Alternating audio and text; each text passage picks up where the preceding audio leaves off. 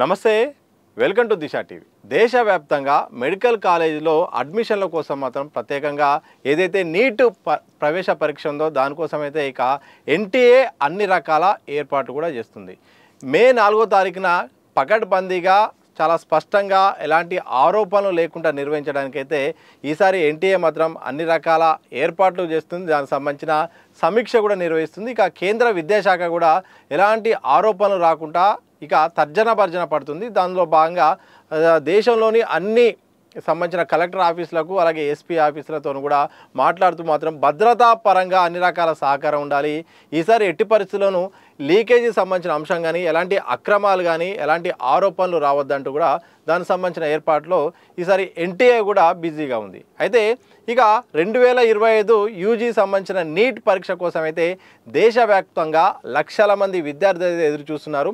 ఎలాగైనా ఈ MBBS seat కొట్టాలి, ఎలాగైనా డాక్టర్ కావాలని కూడా చాలా కష్టపడి ప్రిపేర్ అవుతున్నారు. ఈ నేపథ్యంలో ఎన్టీఏ తీరుపైన మాత్రం పెద్ద ఎత్తున చర్చ అయితే నడుస్తుంది. ఎందుకు ఈసారి ఇంత తర్జన భర్జన ఎన్టీఏ పడాల్సి వస్తుంది? అలాగే ఇటు పేరెంట్స్లో అలాగే విద్యార్థుల్లో కూడా ఒక రకమైన ఆందోళన, అభద్రతా భావం అయితే కనిపిస్తూ ఉంది. ఎందుకంటే గత ఏడాది నీట్ పరీక్షా విధానంపై పెద్ద ఎత్తున చర్చ జరిగింది. పరీక్షా విధానం ఏకంగా వివాదాస్పదంగా మారడంతో ఈసారి ఎట్లా నిర్వహించబోతున్నారు, ఈసారైనా సజావుగా సాగుతుందా లేకపోతే మరోసారి ఏమైనా లీకేజీలు కానీ అవకతవకలు జరుగుతాయని కూడా ఇటు అందరిలోనూ ఒక ప్రశ్న మాత్రం వెంటాడుతుంది. ఈ నేపథ్యంలో చాలా జాగ్రత్తలు పడితే ఇప్పటివరకైతే ఏర్పాట్ల పనిలో మాత్రం కేంద్ర విద్యాశాఖ అయితే ఉంది. ఇక గత ఏడాది విషయానికి వస్తే మాత్రం లీకేజ్ జరిగింది. ఈ లీకేజ్ కారణంగా ప్రధానంగా 2-3 రాష్ట్రాల్లో పెద్ద ఎత్తున వార్తలు కూడా వినిపించాయి. ఇక సిబిఐ కూడా రంగంలోకి దిగి కూడా విచారణ చేసి కూడా నిందితులను అరెస్ట్ చేసేదాకా కూడా అంత తీవ్ర స్థాయికి ఎంత పెద్ద ఎత్తున కూడా చర్చ జరిగింది. ప్రధానంగా బీహార్లో అలాగే జార్ఖండ్లో ఇక గుజరాత్లో 2-3 రాష్ట్రాల్లో కూడా ఈ పేపర్ లీకేజ్ జరిగింది. ఒక రోజు ముందే ప్రశ్నపత్రాలు లీక్ అయ్యాయి. అలాగే అభ్యర్థుల దగ్గర నుండి 30 నుండి 50 లక్షలు డిమాండ్ కూడా జరిగింది. ఇదంతా పెద్ద వ్యవహారం జరిగిందని కూడా వార్తలు రావడం, ఆ తర్వాత విచారణ జరగడం, ఇక నీట్ పరీక్ష నిర్వహణ పైన కూడా దేశవ్యాప్తంగా కూడా ఆందోళన, ఆగ్రహాలు కూడా కనిపించినాయి. ఇక ఎన్టీఏ నేషనల్ టెస్టింగ్ ఏజెన్సీ పైన కూడా కొంతకాలం కూడా వాళ్ళ పరీక్ష నిర్వహణ పైన కూడా విమర్శలు కూడా వస్తున్నాయి. ఎందుకంటే జాతీయ స్థాయిలో జరిగే ప్రవేశ పరీక్షల విషయంలో కానీ ఇతర పరీక్షల విషయంలో మాత్రం చాలా స్పష్టంగా జరుగుతాయి.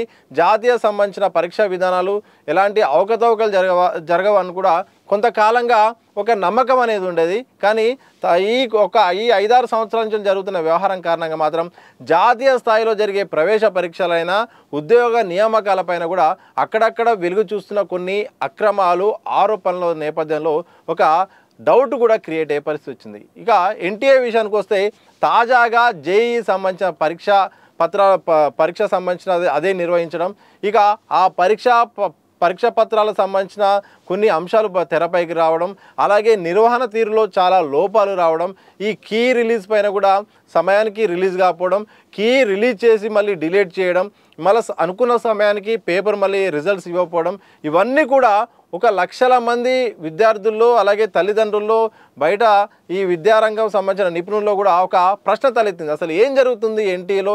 ఎన్టీఏ ఏం చేయబోతుంది, ఏం చేస్తుంది, అసలు ఎన్టీఏ ఎందుకు ఇక్కడ విఫలమవుతుంది, ఎందుకు సరిగా నిర్వహించలేకపోతుంది అనే ఒక ప్రశ్నలు తలెత్తుతున్న నేపథ్యంలో ఇక నీట్ పరీక్ష వచ్చే నెల అంటే ఒక వారం రోజుల్లో మే 4వ తారీఖున మధ్యాహ్నం నుండి సాయంత్రం నిర్వహించబోతున్న ఈ పరీక్ష విధానం పైన మాత్రం అందరికీ కొన్ని అయితే డౌట్లు ఉంటాయి. ఈసారైనా నీట్గా నిర్వహిస్తుందా లేకపోతే మళ్ళీ గజిబిజి చేసి అవకతవకలు పాల్పడి లేకపోతే ఏమైనా లీకేజీలకు ఆస్కారం ఇచ్చేలాగా కూడా ఏమైనా ఉంటుందని కూడా చాలా ప్రశ్నలు ఉన్నాయి. ఈ నేపథ్యంలో నేషనల్ టెస్టింగ్ ఏజెన్సీ మాత్రం ఎవరు అభద్రతా భావానికి వెళ్ళకూడదు, ఎవరు కూడా భయపడాల్సిన అవసరం లేదు. ఈసారి సజావుగా జరుగుతాయి.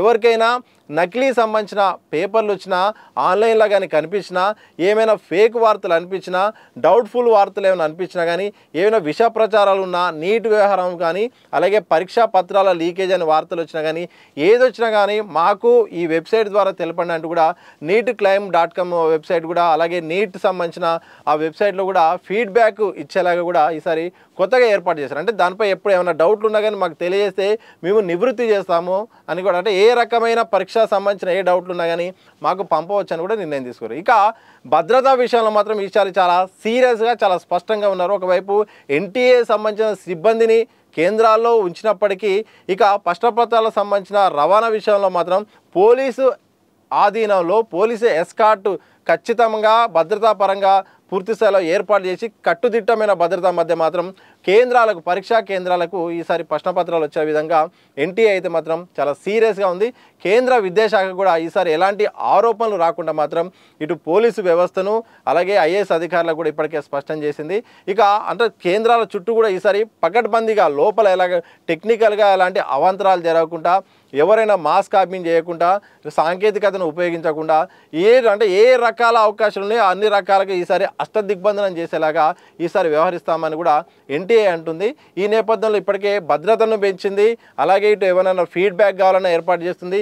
ఈసారిగా ఏమైనా ఆరోపణలు వస్తే మాత్రం ఎన్టీఏ భవిష్యత్తు పైనే ఈసారి పెద్ద ఒక సమస్య, ఒక పెద్ద మచ్చపడే అవకాశం ఉన్న నేపథ్యంలో ఈసారి మాత్రం నేషనల్ టెస్టింగ్ ఏజెన్సీ అయితే చాలా జాగ్రత్తగా అడుగులు ఇస్తుంది. మరి చూడాలి. మొత్తానికి మే 4వ తారీఖున దేశవ్యాప్తంగా వైద్య విద్య సంబంధించిన ప్రవేశ పరీక్షల విషయంలో మాత్రం ఈసారి మరి నీట్గా వ్యవహరిస్తుందా, లేకపోతే మరోసారి ఏమైనా అవకతవకలకు అలాగే అక్రమాలకు సంబంధించిన దాంట్లో ఆ విషయాలు బయటకు వస్తాయని కూడా అందరూ ప్రశ్నలు వస్తున్న నేపథ్యంలో, ఒక అనుమానాలు కలుపుతున్న నేపథ్యంలో మరి ఎట్లా నిర్వహిస్తుంది అనేది మాత్రం ఒక క్వశ్చన్గా ఉంది. ఇక మే 4న మాత్రం దేశవ్యాప్తంగా ఈ పరీక్ష నిర్వహణ కోసం అయితే ఎన్టీఏ అన్ని రకాల ఏర్పాట్లు అయితే చేసింది. చూడాలి మరి ఈసారి ఎలా పరీక్ష జరుగుతుంది, ఎలాంటి అంశాలు తెరపైకి వస్తాయో తెలియాల్సిన అవసరం అయితే ఉంది.